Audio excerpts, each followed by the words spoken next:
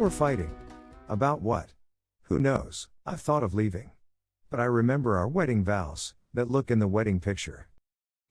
Forever. You promised. That means through thick and thin. I think back on all we've been through. I did much of it for you. I guess this is what love is all about. My special girl.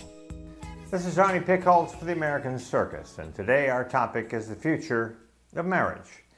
If we look into the future of marriage, we're confronted with a new league of possibilities that have evolved over the recent years. Traditional marriage has been reported to be on the rocks for some time now. Almost everyone knows that the long-term trend for traditional marriage is bleak.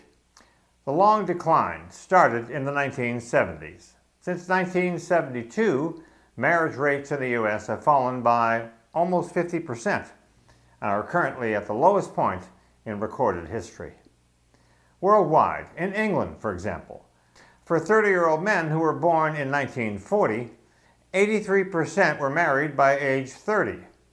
In 1980, only about 25%.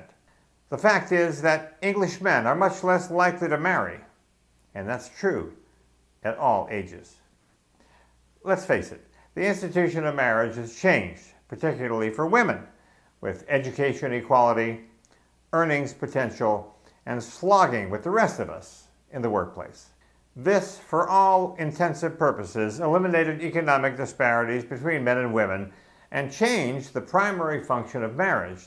And in most cases, marriage has become a vehicle to provide a long-term stable home for children, particularly for the college-educated.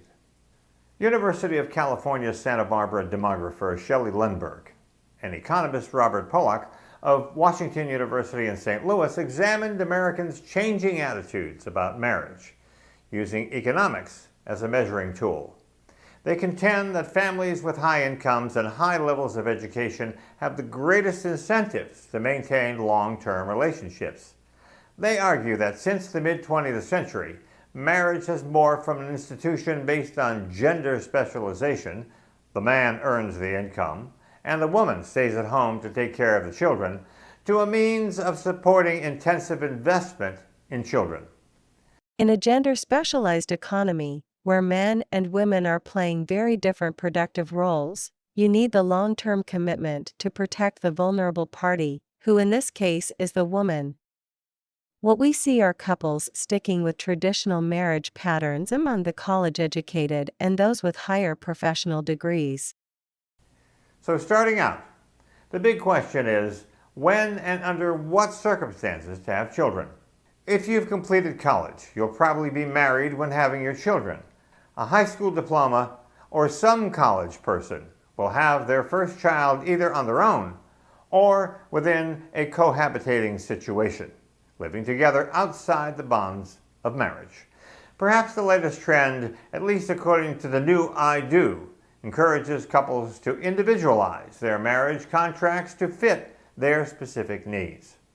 Here's a short but not exclusive list: serial monogamy, ethical monogamy, blended families, open marriages, covenant marriages, commuter marriages, no marriage, a financial arrangement. Covenant marriages, for example, put extra legal hurdles in place to prevent either party from filing for divorce. Commuter marriages allow for spouses to live in separate cities, often for career-related reasons. Open marriages make room for extramarital romps and can succeed if passion, freedom, and self-expression are more important than physical exclusivity. So marriage is different. How different will it be in the future? Here's what the new covenant might include. It's about taking the time and exerting the effect to understand and discover what your partner is trying to achieve in life, and what you're trying to achieve in life, to help each other find the best versions of yourselves. What is interesting, particularly to me, is the marriage rates for people over 59. The good news is that over the years, most people do marry, and the marriage's chance of survival for people over 50 is very high. So let's speak to the age of modern love? Is it about saying goodbye and letting all the memories go? Is it about a fading romance and a life dream crumbling to dust? Or is it about a life together and all the accumulated junk, the photographs, the memories, the homes built, and the fires burning? The future seems shaky, as maybe it should. Another chapter in life, a challenge to reckon with, if I could. What is marriage? A partnership, an adventure with a friend, holding hands until the end, sorting out what is really important to send, a love note, a lawyer's mumbled hokum, a package of money, a lonely quiet night, a darkness and hope in the smallest light. A commitment to love, no matter what. But you're my lady,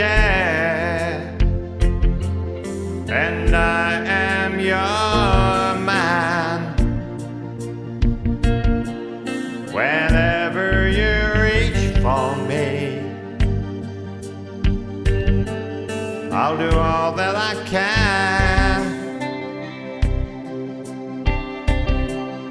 Even though there may be times it seems far away. Ever wonder where I am? 'Cause I'm always at your side.